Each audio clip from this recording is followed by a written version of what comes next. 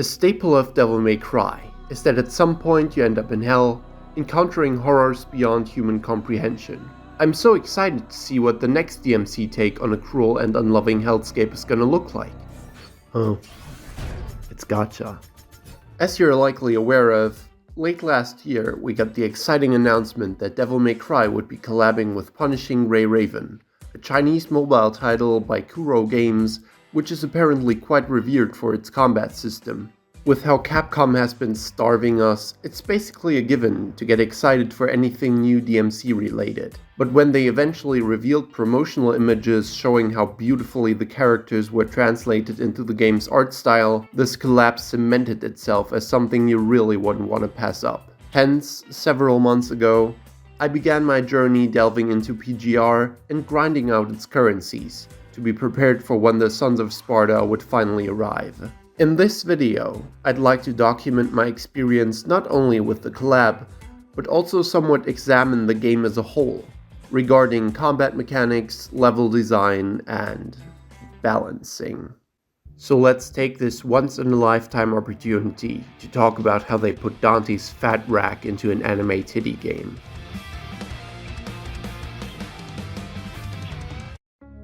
Okay, so this video turned out much longer than I had hoped for it to be, with a massive segment up front giving my opinions on PGR as a whole.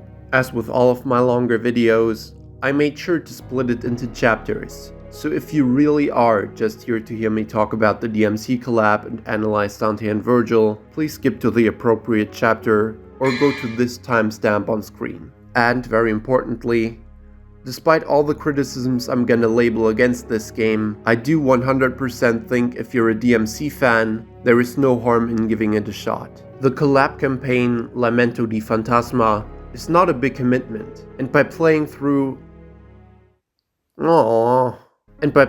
Mission 6, you receive at least Dante for free and get to keep him forever. It lasts till the 18th of September 2025. Also, while trying not to refer to specific button inputs terribly often, I wanted to say up front that I played this game on its PC client with sometimes controller, sometimes keyboard.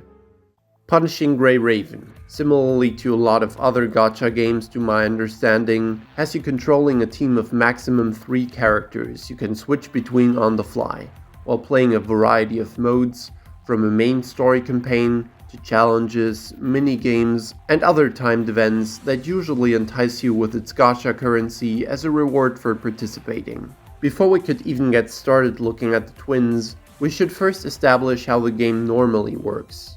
And what better subjects to choose for that purpose than the basic set of onboarding characters, that being Lucia Lotus, Liv Eclipse, and Nanami Storm. But if every character in this game has 2 names, then what the fuck? There is a relatively universal dodge button on L1 that drains from a stamina meter cycling the icon, and generally seems to handle the same on most characters. R1 meanwhile holds the basic attack, which depending on the character will either be a close quarters combo string or a series of tracking shots, such as seen with Liv and other ranged fighters. Pretty standard fare so far. Where things get weird though is when you look at what the face buttons of your controller do, with them not having any particular functions assigned like how a game normally would. Instead, they are fully designated to PGR's pinging system, where through fighting, your UI fills up with an assortment of blue, yellow, and red orbs. No, not those ones. Although I'm still planning to make that chop system and red orb video soon, so be on the lookout for that. Each character has an ability designated towards the orb ping of a certain color, and your face buttons are how you basically pick an orb out of the row that builds, with the orbs after the first 4 needing to be pinged by pressing L2 plus circle, X, square, or triangle, which feels horrid in my opinion, but I suppose it's the most elegant solution that was possible on a controller. When playing on keyboard, the orb pings are instead triggered with the number keys, 1 to 8. Despite being an avid keyboard hater, I surprisingly found myself using it quite a lot throughout my time with PGR, both because this pinging solution felt more intuitive and because I couldn't be bothered to plug in my controller half the time. Don't forget that I've been playing this game and doing my dailies every single day for more than 3 months at this point. For Lucia, the red orb ping performs a good old stinger type move, and the yellow a high time. Oh hey, there's air juggles in this game, you'll love to see it. I wonder what pinging blue does, it looks so strange. Oh no. Not having played any other games of this sort, I don't know how common this is, but PGR does greatly indulge in its share of elemental effects and percentage bonuses, something which you may remember I'm not necessarily the biggest fan of. And this little fire buff is only the tip of the iceberg. There are 2 more things in Lucia's arsenal. PGR characters all have an ability referred to as their core passive, which usually sits on a unique input like a hold, or requires some prerequisite to be fulfilled in order to trigger. For her, after a 3 ping of any color, pinging a red orb will temporarily put her into a significantly more powerful dual wield stance that completely shits all over her damage output without it. 3 pings are usually involved in these core passives, and there is a way to gain one for free, by performing a last second dodge to trigger this game's version of Witch Time, called Matrix, which has the secondary effect of making your next orb ping count for 3 no matter what. Likely due to the incredibly overpowered nature of Matrix, it is on a cooldown. However, for some reason I don't believe there is any sort of indicator towards when that cooldown has expired, which could be useful since it doesn't appear to always be a consistent time frame. In any case, since Matrix will frequently not be available to you, you need to get your 3 pings the traditional way, by lining same colored orbs up next to each other before consuming them. And lastly, characters have a signature move on R2, which, once you've built enough meter from good orb pings, is basically just this elaborate cutscene super attack, which will deal a lot of damage. The animation seems pretty long, but luckily it's not like these will end up being that important to the game. When it comes to the team interaction, 3 pings will allow members surrounded by the same color to be called onto the battlefield in what's called a QTE, usually performing an attack of some sort. And in the case of healer and amplifier type characters like Liv, restoring health of every player on screen. Otherwise, pressing a team member will switch over to them as they tag into battle with an attack. This is the framework on top of which the majority of PGR characters are constructed, and off the bat I can immediately see some issues. Oh well, things I'm personally not fond of. But maybe before I start bitching, it's best to devote some attention towards where you use these characters. The main story of PGR is a tale of varying quality, and massive ups and downs.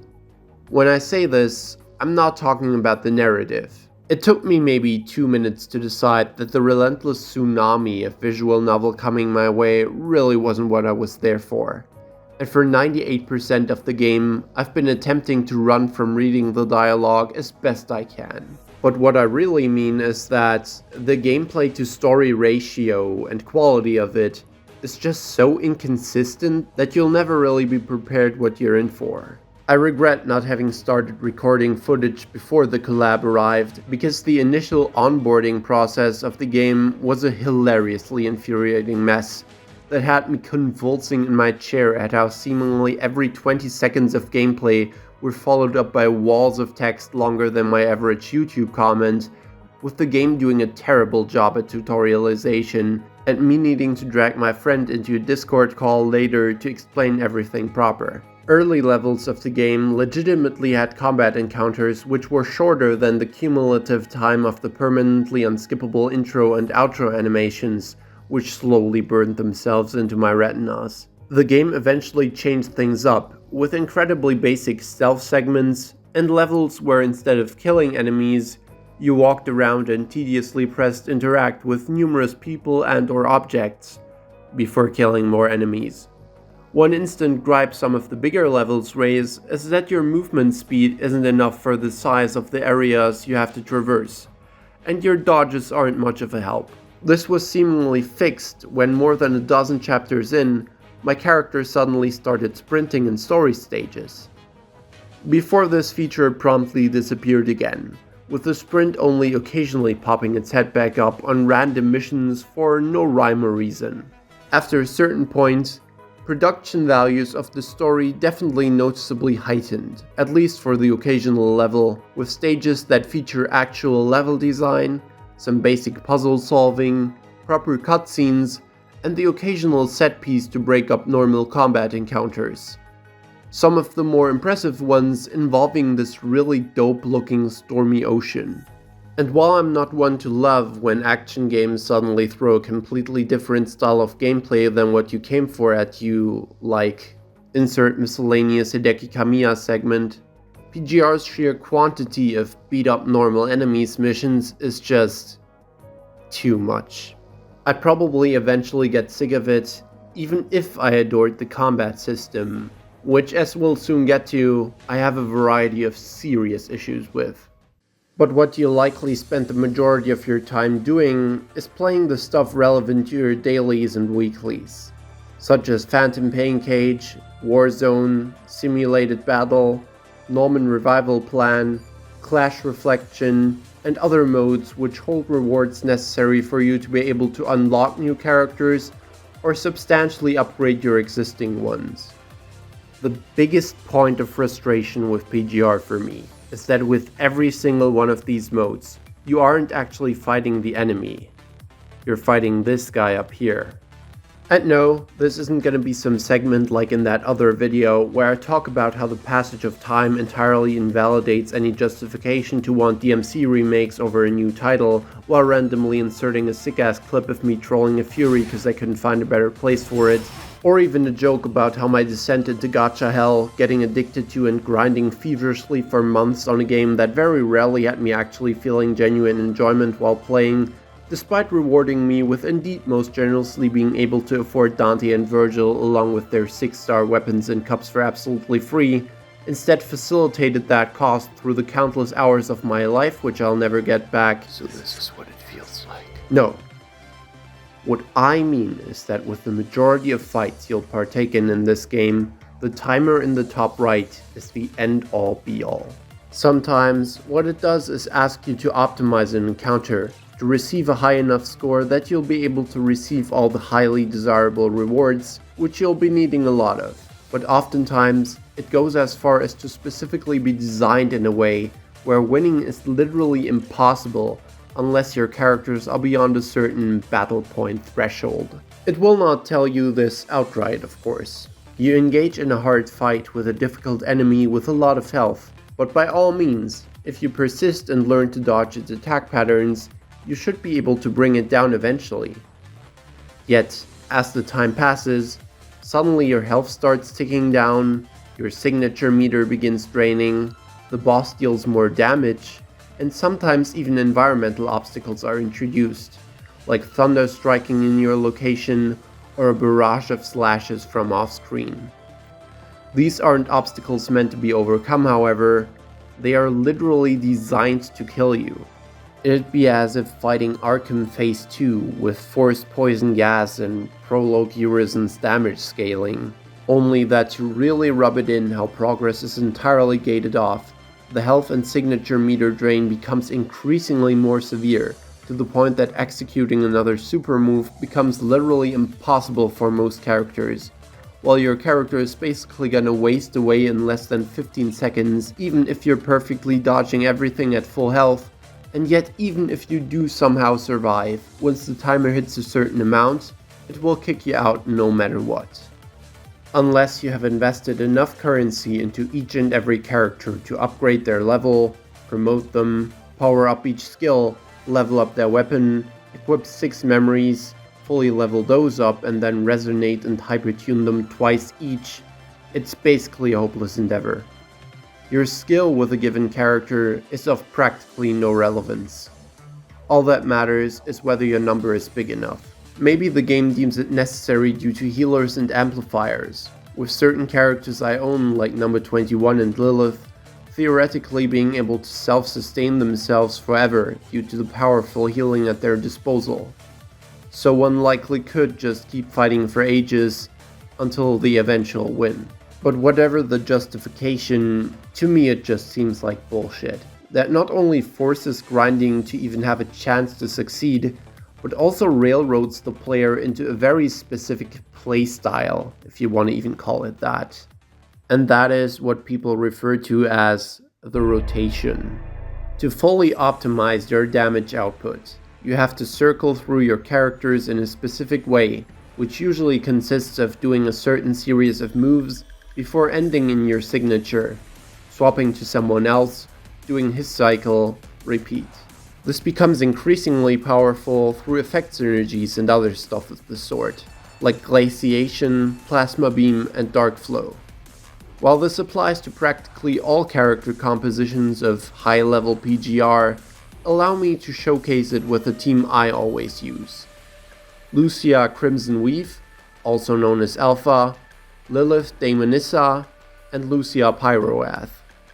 With Alpha, I do a 3-ping of her blue orbs, activate signature to enter her awakened stance, then ping whatever red or yellow orbs I have on hand, ping the bike if available, hold dodge until the meter at the bottom is fully red, let go, hold attack to do a very powerful AoE before doing her other signature.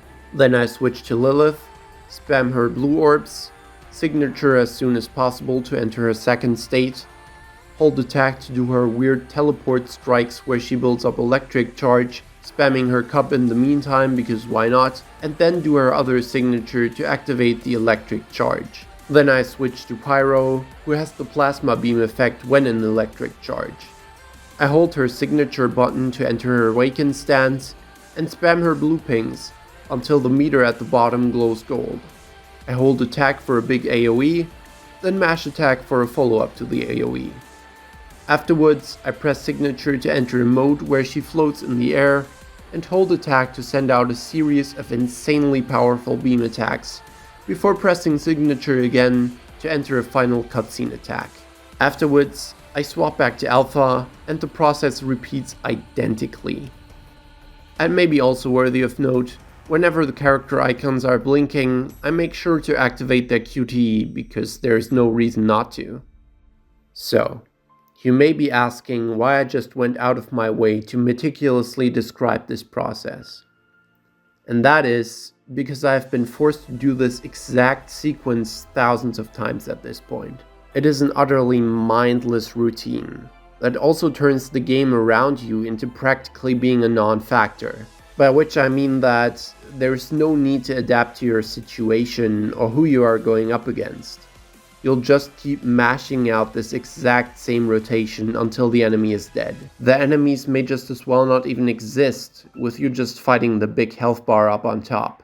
Of course, action games like DMC also have their share of combos which you can learn to do, and then trivialize part of the fight by following that sequence while the enemy is in a defenseless state. And it is easy to criticize how once you activate Quad S and do Sin Inferno with Dante, you can completely rob a lot of encounters of their interactivity as well, by the charge time of STT being your only limiter to spamming an AoE which can stun an entire room of enemies from being able to do anything. But I guess PGR's timers pushing beyond just rewarding this kind of playstyle where the enemy doesn't matter to actively necessitating it makes it more offensive in my book. Part of why that is, by the way, is because of something called time lag. When performing signature attacks, characters that are naturally of an S rank, upgrading them to S rank doesn't count, will stop the timer from ticking down. So optimally, you wish to be stuck inside your cutscene moves as often as humanly possible. The animation seems pretty long, but luckily it's not like these will end up being that important to the game. In this boss fight challenge, instead of being allowed to focus on the actual fight, I'm forced to keep my cutscenes as gapless as possible to beat him in under 2 minutes. Otherwise, the game will literally not let me progress to the next fight. The 1 minute and 51 seconds that I finally beat him within actually took 3 minutes and 35 seconds in real time. So even with my ignorantly powerful lineup of characters, there is no other way to win besides being a complete slave to the rotation. And as I said, the time lag feature only applies to certain S-rank characters, immediately rendering A ranks whose gameplay you might enjoy non-viable. Mentioning characters whose gameplay I enjoy, I think it's a good time to give my final piece of criticism towards PGR as a whole, before I start talking about the DMC collab as promised quite a while ago. And that is that, even ignoring all the problems I just lined out with every fight being exactly the fucking same through how the game forces you to engage with it, Punishing Grey Raven to me suffers severely from how its moveless design and pinging system restricts your freedom. This might be a personal taste thing, but one of the things I enjoy the most about action games, or DMC specifically, is how the player is given this grand set of individual moves to put together in their own unique way. What runs somewhat antithetical to that is when games have inbuilt strings that are too long, like with me complaining about Tomboy's ground combo for example. It's not an issue with everyone in PGR, but a lot of characters' attack strings, despite looking really cool, go on for several seconds and just have you watching the character show off by themselves instead of being allowed to get creative with it. These strings then next to entirely fall away when dodging enemies is required, since there's rarely the downtime to have them play out in full anyway, and due to how the things that actually deal proper damage are your pings, which also are the only real way to build signature meter. And how do you interact with your pings? Well, pretty much entirely based around trying to get 3 pings. Instead of using your moves with thought and intent, considering the combat situation you find yourself in, the utility of the attack, 9 out of 10 times, is secondary to the game of match 3 you're playing on the bottom of your screen. I have been addicted to PGR for a decent while now, but I have very little doubt when I say that I just genuinely don't really like playing it. One glimmer of hope was seeing how certain characters in the roster began breaking out of the match 3 game mold, with designated pings in certain locations, so your buttons actually have a consistent utility the way they would in other games. No more being stuck wanting to perform one specific move, but having RNG not give you the orbs you need, so you have to mash away on your base attack for 10 seconds till the correctly colored orb appears. A good example of this is Roland, who gets to dial a special follow-up to each hit of his melee combo, no orb shit required. And while all his other moves are gated off, the rules towards unlocking them are at least very understandable and consistent, with him either getting to do them as the follow-up to a well-timed dodge, or after doing enough of those dial combos to fill his meter at the bottom. His signature move even just enters a cool powered up stance with no cutscene required. Pretty fun. Jetavi overcomes one of the most persistent flaws by, while gating off stronger charged up versions of attacks unless you have orbs in storage, just permanently allowing you to use the base version of any move at all times. Her animations look awesome, and as opposed to some other ranged characters, the way you can choose between static fire and indulging in her wild animations that send her all over the place can be a fun decision to make in the heat of battle. It does suck how long her ult animations are and how she doesn't have time lag, but if you decide to just enter her sword stance and stay in it to give yourself that third special button, she can be pretty neat in modes that don't require optimal play. What's been weirdly absent since I mentioned Lucia Lotus is characters with actual dedicated launchers, which is where a lot of the fun and neuron activation potential of these games comes from for me. I already talked about Pyroath, but beyond the brainless rotation I'm forced to use her with on a consistent basis, she does actually have some cool stuff, such as a High Time and Helmbreaker being one of the only PGR characters to my knowledge that are able to be in midair. Her ground and air combo looping into each other, and the way some of her special moves seem to weirdly reset the enemy's state, along with enforcing specific follow-ups if you try to attack after, plus the overarching source of frustration that the yellow and red ping are entirely locked away from you unless you have orbs stored up for use though, does greatly hold her back from being the type of character you might wish for her to play like. It makes it feel like most of her combo freedom just lies in the ability to cancel her string into a sweeping air dodge attack, which admittedly is pretty fun. But if we want to talk about combo freedom, then it's finally time to discuss Dante and Vergil. Accidentally dragged into the world of PGR by scientist Thomas Hell as he attempted to Fullmetal Alchemist his wife, the Sparta twins find themselves in a short little romp about their efforts to slay the Mirror Demon before Yamato would allow them to return where they belong. The story of this collab, well, it's certainly no DMC3, more so serving as a vehicle for some cute little interactions and so the PGR crew can swoon over how cool our boys are. But you can't really expect Kuro to write this whole riveting storyline within the span of the campaign they were able to put together, or doing so without potentially stepping on Capcom's toes. So you could also see it as a sign of respect that they didn't take any big swings and just wanted to create some fun for the fans, them clearly being ones themselves, as shown so obviously with the amount of dialogue dedicated to characters glazing the twins' powers and skills, and having the whole town of New Oakley instantly falling in love with Dante as their selfless and chill protector. So while we do get some cute references to stuff we know, like Pandora, Nero, and more dialogue trying to figure out who Vergil conceived his son with, the majority of the storyline boils down to, "Hello Vergil from Devil May Cry 5. Hello, Alpha Lucia Crimson Weave from Punishing Grey Raven."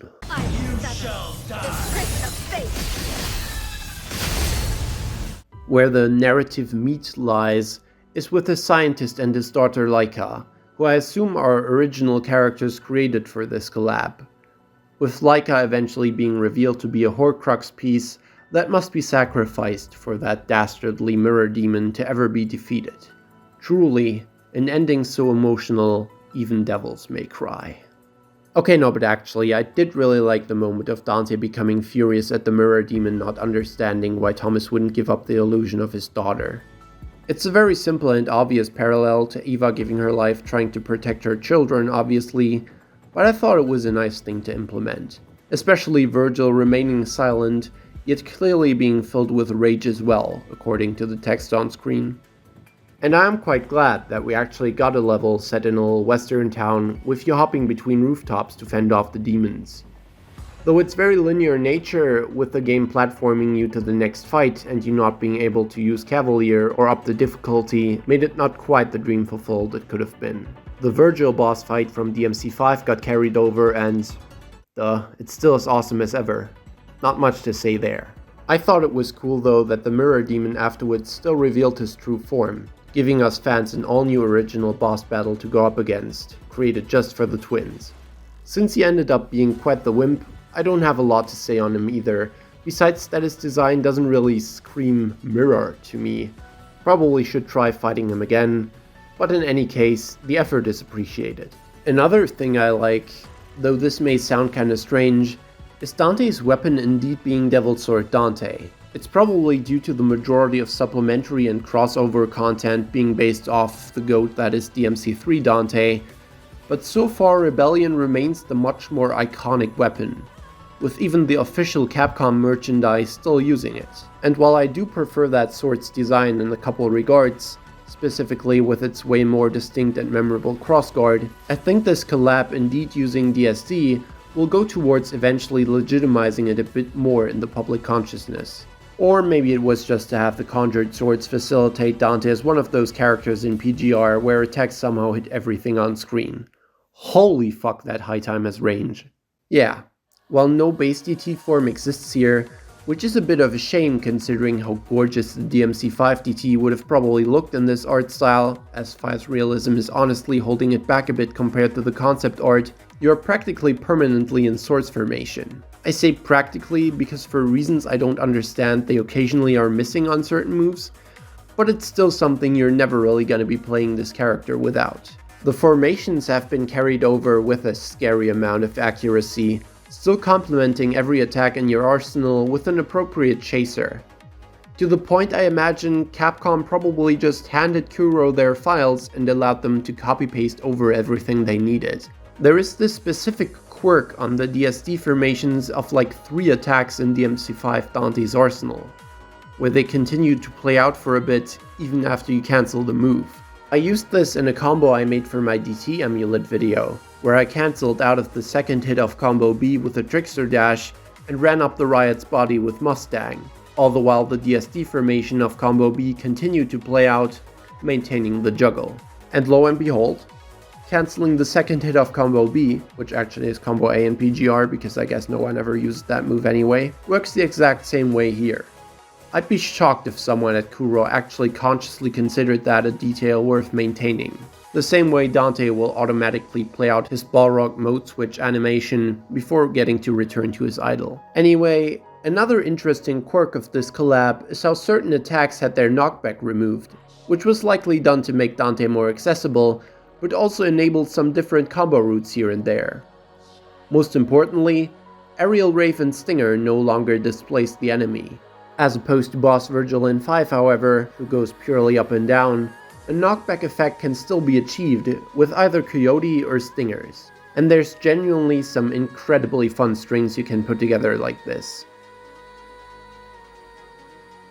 It doesn't always feel perfectly seamless, with a couple of attacks like the jab and Red Hot Knight maintaining the strange positioning reset I also noticed on Pyro's moveset, snapping an enemy into place and robbing strings a bit of that satisfying continuity with everything flowing into each other, but it still completely blows everything else available in this game out of the water. With specifically the fact that you can use any move at any point as many times as you want, and the orb mechanic, which has so frustratingly restricted so much of this game's roster being made practically irrelevant, leading to you just finally getting to use your arsenal with more freedom and purpose than as only secondary to the match 3 ping game. But I guess this leads us into how you actually play Dante and Vergil. Controls in this collab differ quite drastically from how you normally would interface with your average DMC character. Quite obviously, since compromises had to be made to accommodate for the touchpad, with BGR being a primarily mobile-centered game. With this leading to, for the first time since Reboot, Dante and Vergil having movesets which aren't centered around the use of directional inputs. Bizarrely, however, and in my opinion pretty confusingly, the twins don't exactly share the same control layout. Normally, pressing a button with Dante and Vergil will fulfill the same purposes: jump, shoot, slash, switch weapons, DT. The exception being mostly just the circle button, which in Dante's case can obviously hold a large variety of functions, meanwhile Vergil just gets his teleports. In PGR's case, however, Dante's jumping will, no matter whether DSD or Balrog is equipped, trigger a high time if held on the ground. Meanwhile Vergil's adjusts to the current weapon and performs either upper slash, high time, or rising dragon. When airborne, Dante's jumping will let him air hike if tapped, and for some reason ground trick when held. Again, this is universal across both his weapons, but Vergil, no double jump having freak he is, upon a jumping in the air will instead perform an aerial cleave, Helmbreaker, or Starfall, depending on what you have equipped. Furthermore, while both the twins' normal R1 attack button adjusts to your devil arm, both on the ground and in the air, to perform these kinds of alternate aerial moves as just described on Vergil, Dante has to instead ping his currently selected weapon again. Pinging the equipped weapon and that performing a unique attack feels like it's basically PGR's version of a Swordmaster button, or Reboot's B button. Both Dante and Vergil share this function on the ground, with it holding Dante's Stinger, Million Stab, Drive, Heavy Jolt, Fly Dragon, Break Spiral, and Vergil's Void Slash, Drive, and Kick 13. So why is this ping how Dante performs Helmbreaker and Firestorm in the air, yet Vergil teleports down and just performs his grounded attacks instead? You see what I'm talking about? This control scheme is so full of bizarre inconsistencies, which makes handling the two feel a lot weirder than need be. Either of these approaches would be fine if they just remained consistent, but the fact that they don't, in my opinion, makes it difficult to truly get comfortable with both of them, or adjust your button mappings to properly suit Dante and Vergil at the same time. And this is even ignoring the way summon swords occupy the same button as Cavalier instead of Dante's guns, which by default are the absurd bind of L2 plus circle, by the way. On a final note regarding controls, to my knowledge, a first for DMC is that Vergil alone was giving dodge attack inputs, it being how he performs Rapid Slash, Stinger, and Grounded Lunar Face in this game. Since Dante doesn't share these dodge attacks, that makes for another disparity, but I didn't find this one particularly bothersome. I'm already familiar with stuff like Darksiders making their Stinger type moves a dodge follow-up, so so while I'd hate for it to work like this in a proper DMC game, it wasn't hard to get a grasp on. Although it can make it awkward to cancel out of an attack when you will afterwards end up performing a move you possibly didn't want, or get stuck in an infinite loop of DT rapid slashes with no way to get into the Yamato combo. The way to escape this is actually by keeping the stick neutral and holding dodge to teleport towards the enemy into a neutral state. Which is again the complete opposite of Dante, who needs to hold dodge while holding a direction to teleport, and will instead perform Royal Guard when L1 is pressed with the stick neutral. The unintuitive differences simply won't stop, will they? To talk about Royal Guard itself though, it works in quite the funny way in this game. On the ground, the slog of a recovery animation it makes you sit through has me feeling guilty for ever taking issue with the speed of guard cancels in 5. Yet in the air, while I'm personally struggling a lot with trying to wrap my mind around the very unusual input sequences compared to normal DMC gameplay, the guard cancel is instant to the point it can arguably make up for this game's lack of JCs, being very fun to use in conjunction with your dive kick and coyote for example. The lack of a Royal Guard meter kinda surprises me, since the power of that style is amongst the most heavily memed aspects when it comes to Dante's gameplay, and in Bridget, a character who does increase the power of her parry through guards does already exist in this game I believe. But the fact they still decided to have release and royal release implemented in some fashion, even if not incredibly busted, is much appreciated. I can't help but feel though that it sounds kinda limp? At least comparing it to its source material, which is one of the finest noises ever crafted by man. And my issues with the audio design expand to Vergil's judgment cuts, even his judgment cut end, which sounds incredibly bland compared to DMC5, or also Alpha's signature move, which is practically the same as JCE, yet is preceded by what sounds almost like a scream of metal slicing through air.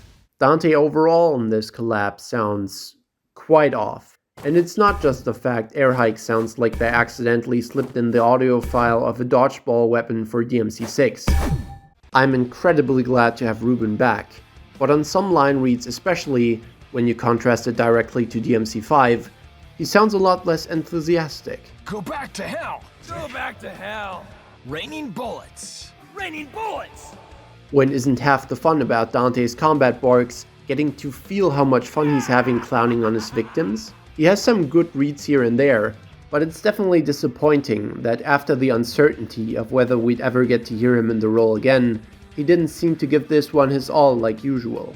Dan's performance on the other hand is pretty spotless, and he does a great job with his lines and gameplay, on top of, as I mentioned before in my video on the Crimson mod, giving us introspective lines of Vergil post-DMC5 character development, which makes me yearn for a sequel even more than I already did.